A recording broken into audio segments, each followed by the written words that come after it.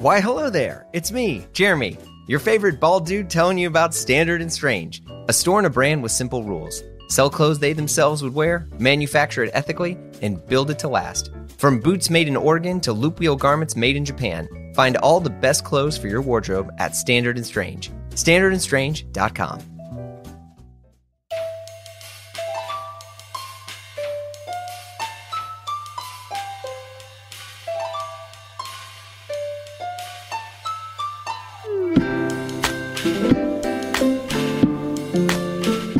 Hey folks, it's Jeremy. You're listening to Blamo. I hope you all had a lovely holiday, or are in the middle of one. Who knows what you're doing right now. But folks that know me or listen to this show a lot know my just absurd love of music. I used to work in the industry, I was in a band, and like many, music has shaped my entire life. I even... Okay, hear me for a minute. I just got one of those... I guess stupid. But I got one of those digital to analog converters. To listen to music on. Do you know what I'm talking about? It's people call them DACs, and they're things that you plug into your computer so you can listen to high-res audio. Has anyone ever done that? It lets you listen to, like 24-bit. Like, have you heard, the new Revolver album? They remastered it on 24-bit. Like, basically, instead of watching a movie or something, you get some nice headphones, you put an album on, and you sit down. I love it. But before you at me or ask, high-res audio, it just lets you hear more. Imagine a net that only catches one size of fish because it won't ever get bigger. But the ocean is huge, right? So higher-res audio is a much bigger net. So when you're listening to music, you hear more. Does that make sense? I don't know. I'm shooting from the hip here. Didn't expect to explain this, but here we go. On that note, my guest is the singer and songwriter Dan Wilson. Most of you know him as the frontman of the 90s band Semisonic, with hits like Chemistry and the Anthem. I mean, geez, a huge anthem, Closing Time. Dan has also been behind stadium hits from Adele's Someone Like You to collaborations with John Legend, Taylor Swift, Chris Stapleton, and many, many more. I mean, geez, I was looking this up as I was writing his stuff, and like his songwriting credits are like a murderer's row of hits. The guy is a hit factory, and he just released his new EP, Dancing on the Moon. Dan and I discussed the state of the industry, songwriting versus publishing, bowling shirts from the 90s, puppet shows, K-pop, art, his journey to songwriting, and words and music in 6 seconds. It's great talk. Let's go. How you doing? Good. Having a good morning. Yeah. I was just listening to you. I think this is the first pod I've ever done where literally out of nowhere I was listening to you before, and it wasn't even your music. It was your Comedy Bang Bang. Like 20 minutes ago, half hour ago. That's a fun show. Are you good friends with the CBB crew? I mean, I've just rolled in twice. Kind of, what is this the right place? But it's been super fun both times. I hope we get to do more stuff. Yeah, it's super cool. Because I feel like you're like a musician that is also. I mean, you're like an LA personality now. Great, cool. Wow. Right? I mean, is that, would you agree? I mean, okay, I'm not sure exactly. First of all, I love that description. It's hilarious to me. It's not slander. If you could weed out everybody but songwriters, producers, singers, and guitarists, and then and it'd be almost one of those like post-Rapture worlds where the only people left were like studio cats and songwriters, then everyone would know who I am in LA. Yeah. Yeah, I mean, because I think that's the thing where, I was really excited to talk to you, not just because of your music career, but like also I think you're a person who's embodying both sides simultaneously. Huh. And when I mean both sides is like the studio side behind the board and the songwriting side, but also on the performing side. Yeah. And obviously there are other musicians that do it, but I don't know of any that have had your tenure and history, especially in writing music that is such a variety of it. You know, I mean, from Adele stuff to like Closing Time, right? I mean, two polar opposites. And especially in how much the industry has changed, I think too. I mean, the industry in the 90s is an order of magnitude different than what it is now. So, I mean, we don't have to go through every single thing, obviously, because I know you're doing tons of press and you're going to get a lot of different stuff thrown at you. But like, I'm kind of curious, what's your take on the industry right now? So I think the music business, like as far as I've been able to tell over a long time now, is always been very reactive. Like always been, trying to keep up, but like 2 years behind anything that's happening. It's fine. That's just, I think that's probably natural. It's probably the only way it could even get scale is by being behind. But I think over time, as people have become more and more focused, I think if people in the business have become more and more focused on like analytics and numbers and trying to chart the course of the future through, almost like AI methods as opposed to like crazy person with intuition methods, I think in a way, the people involved are getting more confused, even if they do the analytics, spot the person who seems to be on some sort of like tangential upward, curve, sign them really fast, be part of something that blows up and then disappears again. I think the people are more confused in a way. The people doing it are like, they just throw up their hands and go like, I don't know, how it's working. We just plug them in. Everyone has the same numbers. We all just plug the kids into the numbers and try to grab the one that's on the steepest upward path for the coming year. To me, that's like so alien to what I came up with, which was much more a cult of like A&R and record company president personality, much more in the just trusting the usually guys, the wise man who knows better than everyone else what way the wind is blowing. It's just a really different scene. But even then, I think people were very reactive in the business. They just reacted to something. Oh, this thing is happening. Let's sign everything that sounds a little bit like that. Yeah, I mean, I don't know how much you dive into to like music bios, but that's probably my biggest hobby outside of, I don't know, talking to you about clothes and watches and stuff. Yeah. And I was reading Paul Simon's bio, which, probably has an asterisk on it because it's kind of his pointed stuff. But, he's talking about how he couldn't really, because he's a songwriter, performer, but it was, started his career writing songs for other people, making more money doing that. Was smart to try to own all of his publishing, which is why he's had such a lot of resources per se for his career. But like he, for the longest time, no one would give him the time of day or attention because they were like, well, you're not really cool. You're like a short dude who's writing songs about this and doesn't have any soul. Like, I mean, it feels like we're kind of still in that, but but when he talks about how a few people, a few of these people gave me chances, and then Simon and Garfunkel, and all this stuff kind of came along. Like it does make me wonder about that sort of thing for the music industry now. Like because Semisonic wasn't your first thing, correct? Correct. Yeah. And so like, what was it like for you coming on, where they were like, oh man, this guy, all right, Dan, you need to dye your hair blonde and cut it shorter, and you're gonna wear this bowling shirt. Now go get him. The touring bands in the 90s all went to the thrift store and bought bowling shirts so we could have some shirts, Hell yeah. And, okay. For like $8 or whatever. And it was more like, I don't know. My perspective, like just speaking really sort of self-centeredly about my perspective of early days of getting signed on labels and trying to get things happening. I can say very honestly, it was mostly a matter of like, I thought I was in a hustle to get people to pay for studio time. I literally was that short-sighted about it. And I've never really, really wanted to be, like you said, like an LA personage or what a personality. I never really wanted to be. I actually don't have the thirst for fame that is required for the job I was trying to do. But I did have a thirst for budgets for recording. And I literally thought if I could just keep tricking these people into signing, the purchase order for another budget to make a record, I'm so happy. It wasn't very forward thinking for me, and there was no like Roth IRA, in that plan. You know what I mean? It was just literally like me, like I thought that was a scam I was pulling. So, you said not having the thirst for fame. I'm kind of curious to unpack that a tiny bit. Yeah. All rock stars get the thirst for fame. I mean, do you feel like it was a higher calling sort of thing, or? No, nothing higher about it. Okay. When I was a kid, like when I was 11, I really knew that I wanted to be a famous songwriter specifically. And who were you listening to that gave you that idea? Elton John. Hell yeah. Okay. And Carole King. Before that, my parents were super into Carole King. So I think even out in the Midwest, far from the lore and the knowledge about the business and no internet, nothing that would tell us what's going on, I was aware that there was a thing called called a songwriter that was usually or sometimes separate from the artists. Or like in the case of the Beatles that my parents really also dug, that, okay, there's an artist who also is a songwriter. I was very aware. And so when I was a kid, I really did dream of being like, admired for my song and that my songs could be sung by other people and be hits for other people. And I kind of vaguely thought that I could be a performer. But like when I was a kid, when I put on shows, my brother and I and a couple of friends had this funny little factory that made puppets, and we put on puppet shows for neighborhood kids, right? And that's me.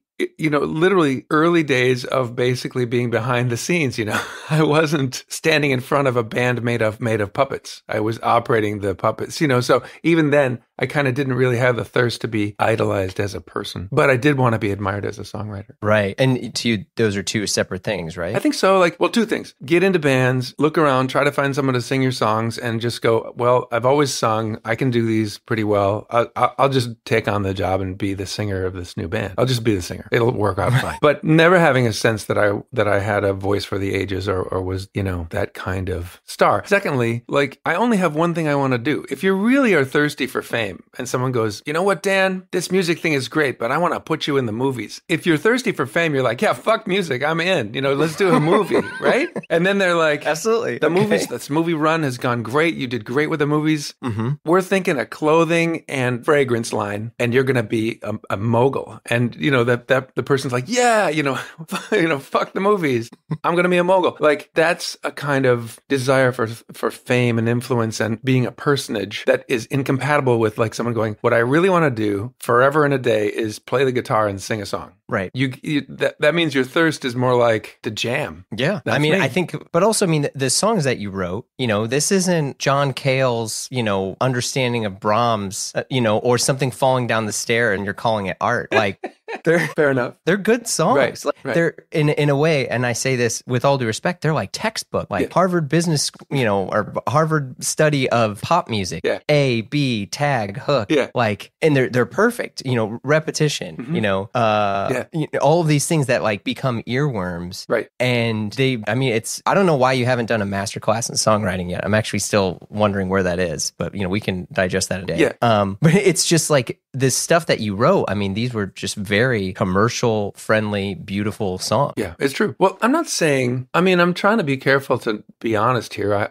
I really did always want to be admired for my songs. And to do that, you need people to hear them. And the things I dug were always, almost always the hit of the person. Well, you said Elton John. Elton John, he's got the hooks. Yeah. It's if that's who I was admiring somebody who, but the Elton John songs are crazy. They're asymmetrical. They got weird lyrics. You couldn't really say that the lyrics to most of his choruses are really what you would call, they're super quirky. They're super idiosyncratic. They've got really weird forms just as far as the way the whole song is structured. They're off the wall. I was probably more influenced by McCartney and Carole King, who are very formally elegant songwriters. And I would notice, for example, before most people, the Journey song, Don't Stop Believing. I would notice hearing that on the radio, okay, this is a crazy song, because the thing that everybody sings along to and thinks of as the whole point of the song is just the end. It's just the tag at the end. He just sings that phrase, don't stop believing, hold on to that feeling, don't stop believing. That's literally after the entire song has happened. It's the hookiest part of the song, and it only happens for the one little stretch, 30 seconds or so at the end. I would notice that, wow, this is asymmetrical. This isn't a verse, a middle eight, or a verse, a channel, a chorus, a verse, a channel, a chorus, a bridge, a chorus. This is verse, chorus, world-dominating ending thing that everyone remembers. That's just weird. Nobody does that. So I would always notice those things. So I was looking for the symmetries and the asymmetries, and I really did want to make things that were probably more like You've Got a Friend, or, even if it's Elvis Costello, whom I admired a lot, I'm probably more likely to want to make Allison than odd songs like Party Girl or Oliver's Army or something like that. Even actually Oliver's Army is pretty conventional, but he had some really weird, asymmetrical, bizarre songs, and then he had these really down the middle, perfect songs, and I would probably want to make those. Yeah, myself. And Costello's career too, in general, where he's never went away. You know what I mean? Yeah. When you feel about, and I think this is the good and the scary thing. I worked in the music industry for a long time as a failing musician, and then also someone on the other side, on the record side. And you look at how things get hot, and then things get too hot. And then now it's like you can't ever like them again. I mean, there's so many things. I mean, I'm not here to bash anyone, but you immediately are laughing because you know what I'm talking about. Yeah, you're totally right. And then there's also, I think, like with you and your career, you got hot, and you guys never really went away in a good way. And I think especially now when you think of bands from the 90s, because something was happening from bands of that era where the nostalgia is so real and rich, and people will do anything to tap back into it. And I think like that's a thing. You know, my parents have deep connections with like Peter, Paul, and Mary and stuff like that was really special to them. But I don't know if there are things that invoke the same memories that I get when I hear Closing Time or Weezer's The Blue Album or these things like that. And I keep trying to wonder why am I more nostalgic for these things than other generations? Because I think that's a very common thing amongst millennials. Wow. It's funny you should say that, because somebody recently in a session, somebody asked me that, and I couldn't really kind of quantify it. I think their question was a little more like, was there some sort of sweet spot about certain 90s music that made it generate more of a long-lasting connection with the then kids who dug it? And I wonder about that too, because the thing that happened next after the sort of, Everlong by Foo Fighters, or some of those things that were almost like singer-song, almost like James Taylor with really loud guitars, like really confessional, really about real things. The fans are very curious. Who is this person in Everlong? Oh my God, it's the one of the people in Veruca Salt, and she's singing on the song. There's all this like lore it's very James Taylor and Carly Simon, and it's very much like the lives are intertwined with the songwriting and stuff like that. And I think this is me not knowing, but I think, and then I'll digress one more time after this. I think when it went to like 2002 and so on, beyond that, the sort of the heyday of Max Martin, Dr. Luke, just perfect pop songs, just, provocative enough, just crazy hooky, really, really engineered for speed, incredible stuff. You start to lose, I think, a little bit the connection that these Backstreet Boys are really talking about something, or that the background vocalist might be one of their, partners. You know what I mean? There's the word you're looking for is authenticity. It sounds a little bit, and maybe so it becomes like this amazing kind of product and infectious and engineered for great, epic gigs. I was talking to my teenage daughter about BTS yesterday, because we listened to a bunch of K-pop in the house because she's super into K-pop. And I had a session, and the artist on the session was saying, I need to ask somebody what the appeal of BTS is. And I kind of I took a stab at it. And then then my daughter just was like happened by the sort of space that we were working in. And I asked her what she thought, because she's a fan of BTS. And she said, well, I said, is it because you have your favorite member? You like the one with the cardigan sweater, or you like the one with the long hair, or like, this one seems shy? Is that the reason? She goes, no. It's more like the band is very obviously the product of like hundreds of people's effort. There's like a huge undertaking generating the band and everything about what you're watching, and you're learning these dance moves because somebody took the trouble of doing great choreography. You're kind of become part of something way bigger than you. Yeah, BTS Army. Yeah. The army. You become like part of an army. But that's like saying the street team is the reason why, I guess there's truth to that. But I mean, that's for real. I think at this point, like, people are more a fan of the street team than the band member with the cardigan sweater. Whereas with Weezer, the hilarity of Rivers' vulnerable, ultra nerd lyrics and persona combined with what he obviously thinks is the most ruling guitar tone anyone has ever created. You know what I mean? Like it really does feel like it's about him reaching for the stars, in the quirkiest way. You definitely feel connected, I think, to, I don't think that's gone away. Like, I think people feel like Phoebe Bridgers' songs are totally her life unfolding. Phoebe Bridgers, I think, is the diamond in the rough. And I mean, the example you chose was dead on, but I think that's one of a million. So much stuff now, the songwriting credits is like reading the Iliad. I mean, it's not just a person. It's, it's like Max Martin and 10,000 people. And, I don't know what the Writers Guild thing is going to look like, of like, well, you had credit for that song. I mean, the publishing thing's got to be absurd. I mean, I remember, just for listeners who don't understand, the way that like music publishing works is it has to equal 200%. You have words and music. And so and then you have the master and the song, right? So you have the master is the recording. You can correct me on this. Then you have the song that's like the work of art. And those things have to, when they're divvying up who gets what, it has to equal 200%, because one side is the words and that can be divvied up all the way. And the other side is the music, and that gets divvied up all the way. So when you have a song like Katy Perry's Roar, right? There's people that are taking credits for the words. There's people that are taking credits for the music. There's some people that get credits for everything. There's some people that get credits for nothing. I mean, it's like a Hollywood movie. People come in and they'll do punch-ups on a song. Like, so that this or is, not. yeah, I mean, and they're not going to get credit for it. It's like, oh, we're going to send this guy a Rolex, and he came in, he did a guitar riff because it'll cost him more. So like, that is where it is versus Words of Music by Dan Wilson. Well, okay. So I'm not sure I think things have moved into a whole new space as far as like 100% is on the words and 100% is on the music. People think of it in very different ways now. A song might start out as a sample, like somebody made some beautiful thing with a keyboard and a synth bass, and it's got a tempo to it, but it doesn't really have any drums in it. And then they end up that gets chosen from a pile of samples by a producer who puts the drum beat on it. They might try several different drum beats or have a couple different members of that producer's team put the drums on it, and one of those wins that shootout. Then that sample, that full sample with all those components, gets picked by another producer whose main job is that they're in the studio every day this month with a famous artist, and they are the conduit for that completed sample with drums and synths and basses and whatever to get to the studio while the artist is in front of the microphone. That last person I'm describing, the producer, at that point is saying, well, I'm 50%. Then they don't even, okay. They didn't play anything. They're just the conduit. They're just the hookup. So everybody at the beginning of the song, their portion of the song gets smaller and smaller and smaller, because then at that point, the artist is like writing maybe the words to it, or part of the words to it, or, part of a team writing the words to it. Or they're just them. So they get 25% of the song. All that people at the beginning of the process, their piece is dwindling and dwindling. It's all much more like that's one thing. It's like the songwriting credit is now more like a data trail back to the original person who made the first like guitar riff or whatever it was, or like keyboard piece. It's like a trail of percentages that go back down to that first person. The other thing is, and that's a little bit like just hard ass business stuff. But the other thing is, like, back, if you had a Motown song, and the reason it's great is because James Jamerson's bass line is the greatest thing you ever heard in your life. Well, James Jamerson isn't going to get any songwriting credit on that song. Then.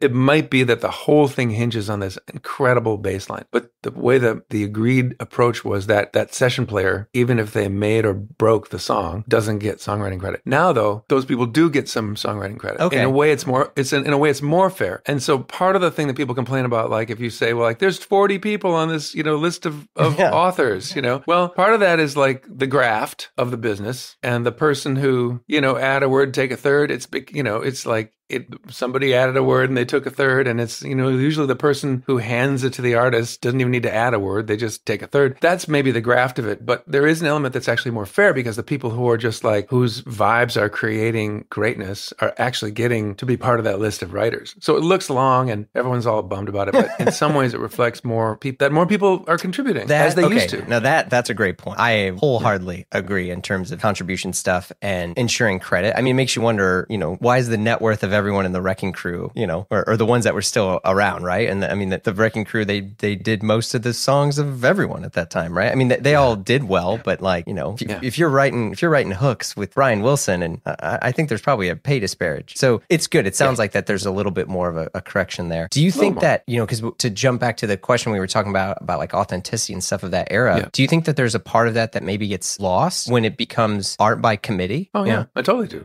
I think a lot of things get lost. I think, on the other hand, I like some movies a lot, and that's a vast undertaking with tons of compromises and behind the scenes, bullshit reasons for things to happen, or not happen. So, but I guess maybe I'm being sentimental, but I think the thing, I would rather hear Lucy Dacus or Phoebe Bridgers or somebody else who seems like they're just like waking up and rubbing their eyes and like writing a song. There's something about that like, because that's more of a magic trick. That's like Ricky Jay with a deck of cards. That's like somebody who has, all they have is like their one instrument and their own thoughts, and now you're crying your eyes out. That to me is like, that's like watching someone do a magic trick on the table in front of you and blowing your mind. And to me, that's a little bit different than the BTS thing or like a big Hollywood movie where you just know that there's like that, like the credits at the end of a superhero movie. It's like 1,000 people in India, and then there's 1,000 people in Korea. And then there's like vast numbers of people making this great thing happen. That's amazing, but it's actually kind of less amazing than like somebody who takes out a deck of cards and fools you again and again right in in front of your eyes, you know? And that's what I think good songwriting is like. It's like this crazy party trick. With nothing but my bare hands and my own thoughts, I will make you all cry. Yeah, because I think that's the thing when people always talk about like when artists get successful, like they get, you know, they become less interested to the people. But in some cases, it's only because what you connected with the artist was like their angst and their loneliness, you know? And I don't wish this upon anyone, and I won't use any examples, but when someone's like, oh yeah, I heard that album, now that person's married and rich, so like all their music is just happy. It's like, well, don't... I know. Attention! Do you even loop wheel, bro? Do you know what loop wheel garments are? Look, I actually didn't, honestly. I was just like, oh, it's a flex, or it's this special kind of cotton. But no. The folks at Standard & Strange dropped a ton of incredible knowledge bombs and their incredible loop wheel tee, made in Japan, of course. Back to loop wheel. It's an antique circular knitting machine that relies on gravity and uses spring-bearded needles. What the heck? Do you even get it? Look, all you need to know is it's dope. It's better if you want to learn more. Visit standardandstrange.com/loop wheel and check out their new loop wheel tees. Your boy is partial to yellow because, you know, duh. But the tees are fire no matter what color. The fit is spot on, and it's a classic tee that looks like it's from every era, to be honest with you, and fits like a dream. And it's from the folks at Standard & Strange, the shop that helps you own fewer, better things, run by industry vets who are focused on incredible product from incredible vendors. And look, if that's not your vibe, check out some of their huge offerings of Japanese denim or boots. But listen, the shirts, fam, the shirts. So, if you want to know more, visit standardandstrange.com. Loop wheel, baby. That's standardandstrange.com. I know. That's a predicament. I think I mean, I want everyone to be happy. It's like I don't want to just listen to this person because it sounds like their life is shitty.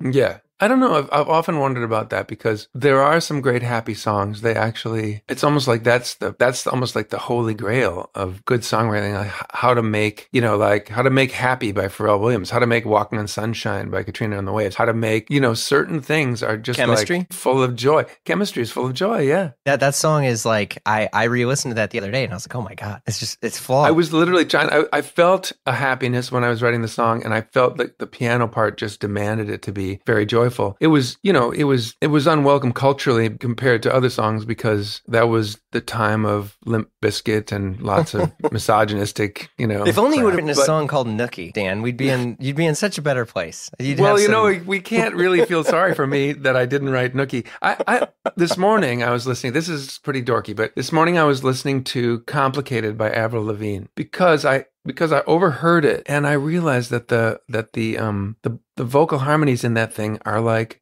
a work of art. They're so dissonant. They're crazy dissonant, but they seem really consonant, and it's all in tune. It's beautifully sung, but it's like jazz or something. It's so dense. And I didn't realize it whenever I heard the song back when it was happening, you know. I just thought it was an infectious, great thing. And I remember at that time when Complicated was, and Avril Lavigne was, you know, really happening, I was like, I want to try to write some songs like that. And I tried, but they were bad. I was only able to write bad Avril Lavigne type songs. Wait, who said they were bad? You said they were bad? Or I thought they were bad. Yeah, I thought I was like, Have you written songs in the past that you thought were bad, but like people are like, actually, this is it? I'm just curious how you judge your own judgment. I'm usually pretty easy on myself, actually. Okay. And I'm usually right, but I give too many of my songs a pass. I'm like, no, that's a really good one, when actually it wasn't that good. So I'm nicer to myself than I need. That's good. But in the case of me trying to be someone who could maybe write songs that could be Avril Lavigne songs back in the day, it was a very interesting experience for me. It was like, oh, I kind of suck at this. This is not me. Was it because you wrote the song for yourself? I was just trying to write songs, you know, with a couple artists, maybe for them, maybe it would be something that I would do. It was just part of my creative, you know. I mean, because obviously you fixed it somehow, right? I mean, you're writing songs for Adele, you're writing songs for other people, which... Oh, no, but I don't write Avril Lavigne songs for them. Correct. And I think that what made the shift? It's because I am curious, like for people that write music and play music, do you switch your brain when you're going to be like, okay, well, I need to write a song for Sarah McLachlan, right? Let's pull one out. Mm-hmm. But like, do you know, how did you approach writing stuff for Adele versus Semisonic? You know, it's funny because I think my path in life really affected that, because when I really thought early on I was going to be be co-writing with people, but it didn't happen. It really didn't start, except for my brother and me writing songs for Trip Shakespeare, my first band. And then Jacob Slichter, the drummer in Semisonic, and I wrote a couple of our really good songs together. So I was always open to writing with somebody, but I thought I was going to be writing with other people for them to sing. And it was very slow to come. It was really only in my late 30s that I got a couple of opportunities to co-write with brilliant people for their record and really try to make something happen. And by that time, I had already had a lot of my dreams come true. So I wasn't really going to sublimate my desire to dominate the world or have hits or whatever into my... What were the dreams? Well, I mean, like, I'm going to write hit songs, and I'm going to be thought of as essentially like a composer, a songwriter. People are going to dig my song. I really did have that from a very early age. So by my late 30s, I already had, Closing Time and Secret Smile and Singing in My Sleep and a lot of things that had been on the radio a lot, and, just a lot of things that happened. And even the band before. Yeah. And the band before that was like a cult. We had a crazy cult of people in the Midwest who would follow us in their vans around the circuit and like come to all the gigs. Trip Shakespeare was loved in a whole other way. By the time I was writing with people for them, it's not like I'd had it all. It's not like I was like retired or something like that. I wasn't proving myself through them in the same way that I might have. I was trying to get them to write the very best song for themselves that we could do. Partly because it was fun to think of like trying to have them have the experience that I had. It was fun to think, okay, how can we hack this situation so that I can be helpful enough that we might generate a piece of music that could do for you what, those songs did for me. So I think, and I don't, you probably have to talk to people that collaborated with me, but I think I was very much in service compared to a lot of songwriters. I think the greatest ones are usually actually like very much in service. I love your voice. I think you're amazing. I can't believe enough people haven't heard you, and you have something to say, and I want to just like, as a fan, I just want to hear what you have to say, and maybe I can help you just clarify that on the way out so that it has some sort of like hooks in it so that people will listen a second time, That I think a lot of the really good, producer, songwriter, collaborator types do have a large component of like loving helpfulness. No, I mean, you're absolutely right. Because I think songwriting is an art that's just so personal to so many people, especially because in most cases, you can go to art school, right? And I think art school people understand pretty easy. There is music school, obviously, but like it's still such a tough nut to crack of the intuition of songs, even when people will talk about like perfect harmonies and perfect thirds and fifths and stuff like that. I mean, because for me, like great songwriting always taps into this like emotional exploration. I mean, I wouldn't say angst or trauma, but like, I mean, that's a thing. And to be able to help someone navigate. So you're kind of like, I imagine you're also a pretty good therapist to your friends. I'm just assuming. Yeah, I guess. Well, I mean, just based on. I'm a good listener. Yeah, I'm a good there you listener. go. Good listener. I can reflect back to you what you said to me. Yeah, and because I think like that's the art of that stuff versus, I mean, I have a few friends who've done things around Max Martin and they've just talked about how the experience is so bizarre, but also I think that's the thing when people are making music and then, you have this like a larger, especially with the way that music is evolved now into being like short bits. I mean, there's people that I know that were like, oh yeah, I know that Closing Time song from The Office. And you're like, it was like 15 years old by then. That's incredible. It's like these little memories that people are kind of connecting to. So yeah. Thinking about, I mean, it's a very interesting question, this thing about authenticity. And it also has to do with like, what do you see your mission as, or what do you owe the world, And thinking about like Paul Simon, for example, you mentioned earlier, like he had a song called Rewrite maybe it's on like So Beautiful or So What, a record that came out in the past 10 years anyway, not too long ago in sort of, glacial time, not pop music time, but that song Rewrite is so incredible. And like, it's almost like it gives you a sense into like, what is he up to? Because if he's trying to prove himself, well, then fuck it. He did it a long time ago. And if he's trying to, own more townhouses and condos or whatever, fuck it. He did it. It's done. There's none of the things you could be doing by proving yourself are left on Paul Simon's list. And I'm projecting, so I who knows? But he's writing Rewrite. And, in the last like 5 or 10 years, he wrote to me what I think of as like one of his best songs. I just love that song. A couple songs on those last, the record, that So Beautiful or So What, and the one right after that I think are like top Paul Simon stuff. So why is he doing that? Because he just he's a hunter and he likes to be on the hunt, you know? That's why he's doing it. He feels like he's on the trail of something amazing, and he wants to be on that trail. Like, and in his case, what is that trail? It's like a melody and lyrics that are going to be the magic trick that he could sing to friends over the table and they fucking blow, you know, their minds are blown. But for someone else, like if it's Coldplay, they've done all that too. They don't have anything more to prove. They don't need to write clocks or The Scientist again. Right. And who would? Why? You don't need to. So at a certain point, like, okay, now they're like just going to try to like, okay, what's the experiment of becoming even huger and having songs like, you know, Katy Perry's or, the kind of pop, sort of almost like arithmetic pop classic. So maybe that's the picture of a band like Coldplay who's done all the things that we think of as like super authentic, still on the hunt. They want to be on the hunt. They want to, you know, at least to some degree, like, well, now we're on the hunt to write some things that are going to be guaranteed huge, like ultra pop smashes. I have to sort of like remember that just because somebody gave me like 20 amazing, authentic, personal, great songs that moved me and still stuck in my head, you know, it doesn't mean they owed me 20 more. Yeah. They don't owe me shit. You know, I took those songs and probably got them for free now, you know, so that person doesn't owe me anything. And so I try not to quibble with, as a fan, like with artist decisions. I try to be like, well, this is their trip. This is what they're doing right now. I wish they would just do more of that one thing I really liked. But the hell with that. Like, what is my standing, you know, to ask? Would you say you're on the hunt? Oh, totally. I mean, this because you know, obviously, you have this new EP that just came out, and you know, there's songs, new songs, original songs. I mean, you cover Mike from Perfume Genius. He's been on the show and stuff before. Beautiful, so you know. Yeah. But like the hunt mentality, I think that's a really interesting way to look at it. Yeah. Well, the EP for me it was an interesting experience making it because it's a much more during the pandemic, I had already been bringing my guitar with a pedal board to sessions for like 3 years before the pandemic, and this is before everyone was like, oh, we need a guitar in our song. I would just always bring it and I'd make crazy sounds with these sort of, it's like a golden age of weird ass guitar pedals that are tiny computers that make things sound insanely great or terrible, you know, but just like, it's a really great time for that. So your pedal board is like this strange, fantasy pedal board that has nothing to do with what it might have been, you know, when the distortion pedal was the only thing a person would have. A Rat was all they had hooked up to their guitar. Right. So I would bring my rig and I would just make like experimental sounds during sessions, like just be really like free and do unhinged, hooky sounding things with the guitar. And then when the pandemic hit, I became like obsessed with a certain small set of these experimental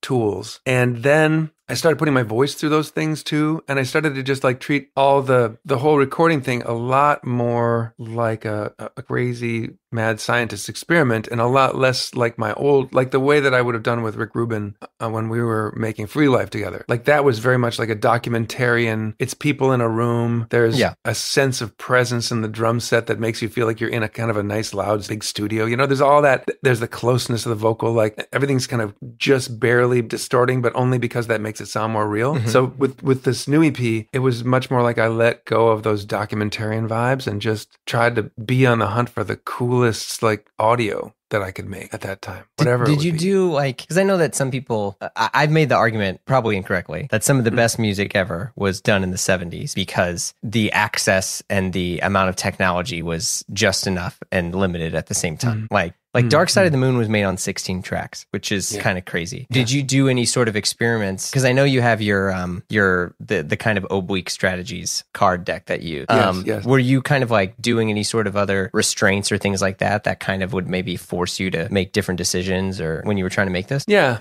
A couple things happened. I moved from my house in Sherman Oaks where I had like a proper studio, like a built out studio that was constructed in the, you know, main room, control room, drum, ISO, you know, machine room. It was all very much like I just stole a whole bunch of rooms from the house that the family might have used, but they couldn't now because I took them and I turned it into. Thanks, Dad. Sorry, kids. Sorry. So I made that part of the house into like the components that were familiar to me as a studio. But then during the pandemic, we moved to a new place that didn't really have a studio in it, that had like a writing space, but not really a studio. And I started doing a lot more of my stuff with like an OP1 keyboard, these tiny electronic keyboards that are incredible, and my laptop. And I would just go from place to place and like, or sit out on a table in the sun and make the record in the in the computer. It's not like that's a new idea. I'm very late to that party. But Dancing on the Moon is like basically my laptop record, and it was a very interesting kind of constraint to embrace and say, well, I'm not going to be dependent on a space. I don't have a space. So I'm going to be dependent on the internal stuff and the electronics and the gig. And like I could take sound out of the laptop, put it through the guitar pedals, bring it back in, messed up, and repeat. Like that was my process. How do you know when a song is done? Because I feel like we're at this age where people are constantly, you have the ability to just update your song anytime you want. It's even happening with TV and film. Like friends of mine were like, oh yeah, the movie you saw, yeah, well, if you saw it on the third week, we sent a new thing to Netflix. We took out that scene. And you're like, what? Wow, I didn't know that. Oh my God. Well, and there's famous for a lot of other artists, people like, Kanye, he like uploaded his album 6 or 7 different times. Life of Pablo was the first one that I remember there being like a whole bunch of versions that were all over. Yeah. So like for you, when you're writing music, like is a song ever done? Or when do you know it is? Well, I guess like speaking of my deck of musical advice cards, one of them is something like make it simpler and simpler until you can't leave anything else out, like remove things until you can't leave anything else out. And I think I got this from Rick Rubin, where when you feel like you're on the home stretch, then you start muting things. Then you get into like the reducer part of the process as opposed to the producer part of the process. And in a way, like you try to push yourself to the point where you just removed the last thing that you can take out that you're not too sad about, and it's like but it's hard to do. And then to me, the last step is just giving it to the public. And I just I never feel like I could make an improvement that would be that much better personally as an experience than just writing a new song. So I always feel like I'd rather write a new song than like, if I can get to the point where I'm like, I did the last tweak, it's done, the mix is done, the mix is good, I'll never sort out that one question about the bass, but it's fine. Then I can actually turn my attention to like writing a new song, which is more fun, and it's all blue sky because it's new, so right. I just give up on them in a way. I just go, well, that's the best I can do, it's done. Well, I think that's a great mentality. I mean, I think it was Paul McCartney at one point in one of his gajillion interviews, someone was asking about a song and he was like, they're like, if you could go back and do this, and he was like, I just write another song. I'll just write another one. That's so just like, wow, okay, must be nice. So great. And just to have that confidence in your own, I mean, that's something I've really had to cultivate in my mind. Like it's like I watched enough people who, they'd have like, I mean, I have people ask me like, what do you do about a song that you've been working on for a year and you just can't finish? And I'd be like, what I want to say is like, oh, don't do that. Don't do that. First of all, that song is probably never going to be done. It's because it's got some little like tangle in the weave that can't be untangled. It's actually a paradoxical song that's never going to be finished. So just throw it away and start a new one. But part of me is also like, I think I made almost like a pact with myself. Like when Semisonic started, John and I from Semisonic had been in Trip Shakespeare together, and Trip Shakespeare, we practiced, we jammed. A lot of our shows were jams, and we were sort of before the jam band curve, which was a mistake, but you can't help what your timing is. So all the jam bands really loved our board tapes, but the people didn't like us yet. So we were just a bit ahead of that whole thing. But we practiced, 7 hours a day with a lunch break, and a third of that was jamming. But it was almost like it's our job to get together and jam every day of the weekday. And then when we worked on songs, we would try this version of that song and that version of that song and version and rewrite and change and try. And when I started Semisonic with John Munson and Jacob Slichter, I kind of made a manifesto of the band rules. The rules were, and I'm going to get them wrong, but this is pretty close. The rules were, life is more important than music. That was the first rule. Okay. If we're having a bad time, we're going to leave the rehearsal space and go to the Loring Bar and have a drink. If a song is sounding bad after a couple hours of trying, I will throw it away and write a new song for tomorrow. Oof. Those were the rules. And they were really good rules. They were very, it hacked my brain, because then I was committed to this idea that if a song wasn't working, it's because it sucks. So I would write another one that would work. Yeah. Sometimes a song just has the idea doesn't fit its own tempo, or it's got a stumble in it somehow, or there's a little too long of a gap between the lines, and it's never going to be good. It's always going to be awkward. So that was a good thing for me that I stumbled on. Like I just happened upon this idea that if it doesn't sound good with the guys, then it's not good for us, and I got to write a new song for tomorrow's rehearsal. That's a very egoless decision. Interesting. Yeah. I think it was very confident, because I was basically saying, I'll come up with something better tomorrow. Well, I mean, but I know what you mean. Yeah, I mean, because what was your first rule again? It was life is more important than music. Yeah. Okay. There's a lot of bands would still be around if they would have abided by that. Just throwing that out there. Yeah, we're all still friends. Yeah. Yeah. I mean, what if the Eagles is shit. Joke's on them. They would have still been the Eagles anyway. That's the problem.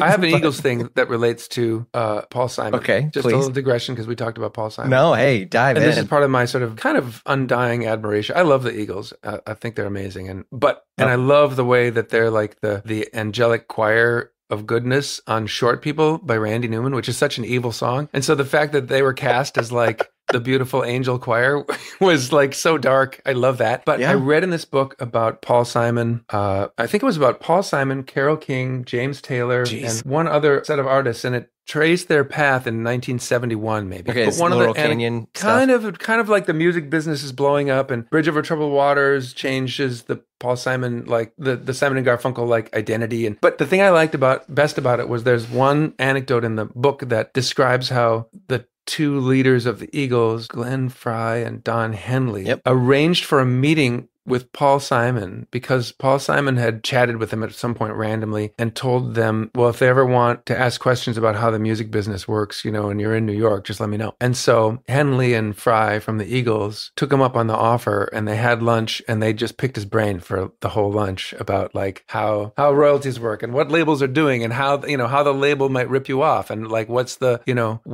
etiquette of this and that and what is our manager supposed to be doing and when can we be disgruntled about this or that. Like it's like they just asked him a zillion questions about the business over lunch. And he, first of all, I love that he agreed to do it. And also I love that he was the guy that a smart person would ask about that stuff, which kind of tells you. Well, I mean, his career was selling music and writing it for others before it was himself. Good point. Yeah. Right. Yeah. That's why, I mean, to be honest, that's why he made so much money on his stuff, even at the success they had, because he owned all the publishers. He knew the tricks that were coming up down the pike for him, like he knew the bad deals that would be offered him. Yeah, I mean, but the heartbreaking thing, though, is from every book and everything, that he's still unhappy. Aww. I mean, it was still pissed off over people thinking that Art Garfunkel did, Bridge Over Troubled Water, pissed off that the spotlight was on him, pissed off about paternal relationships and stuff, well, you right? Can't. Whenever people ask me this question, so I'm not going to be too glib about this, but whenever people say, so, they like, it must be so, a lot of your songs are so,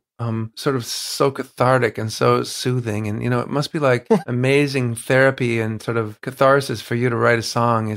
What's that like? And I'm like, no, it's not. Totally not. It's not helpful at all. It's a whole other thing. It's good for you. You got some catharsis out of my song, but I didn't when I was writing it.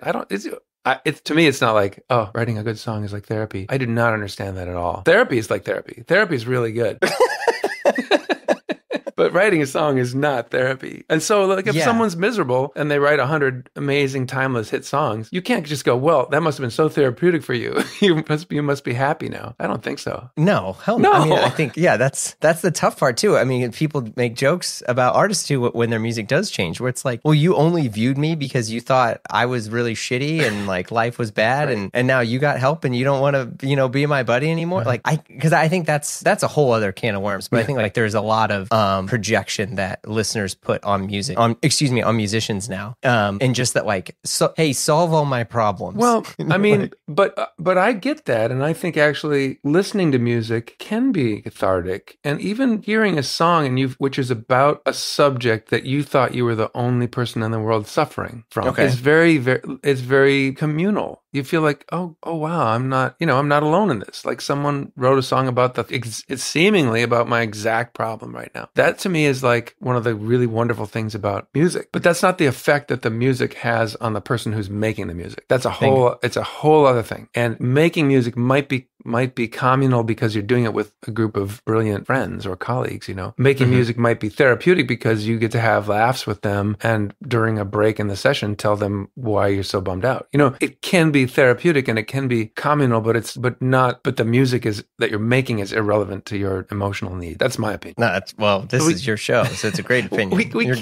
We can't expect somebody to be happy just because they wrote a bunch of amazing songs. It's unfair. Yeah. Well, there you go. That'll be a tag tattooed across everyone's head that listens. I think you're exactly right. But it goes in hand with any artist. I mean, it's like when people met Dylan and stuff, and he just didn't know what to say, so he just responded in anger towards people that they're like losing their mind over New Morning or something. And I digress. Couple random questions for you before based on all this. This is all music related stuff. So YouTube is still the number one music player. I don't know if you're aware, but it's where everyone goes. So when you're on YouTube, what are the things that you watch? Or I'll put it this way. What's the last thing you watched on YouTube? The last thing I watched on YouTube is a piece of music by Andrew Wong and Rob Scallon. It's called 100 Riffs in One Day. And they had cameras rolling for an entire day in the studio, and they just wrote as many great metal riffs as they could in as short a time as they could, and all the riffs are like 8 bars long. They're very short, and then they're scratching their heads and they're like, oh, what's the next one?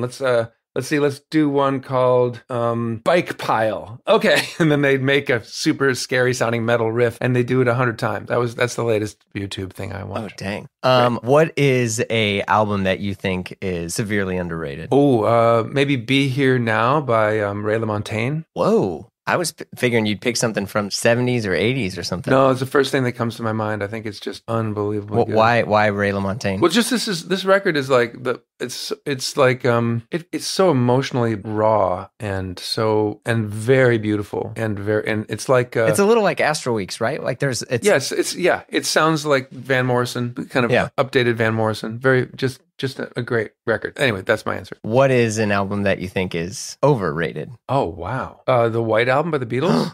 Okay. Uh-oh. Go on. Now I'm in trouble. Go on. Well, I just think it's overrated. Why is it overrated? It's just a mishmash to me. It's just a mess. No, it's okay. I think healthy criticism is extremely important, especially now when the amount of times I've done pods with other people and you'll ask someone for their opinion on, they're like, well, I don't really want to say it. And you're just like, no one's going to cancel you because you don't like the Beatles, or more specifically because you didn't like the White Album. I just don't like the White Album. Yeah, there's some weird songs on there.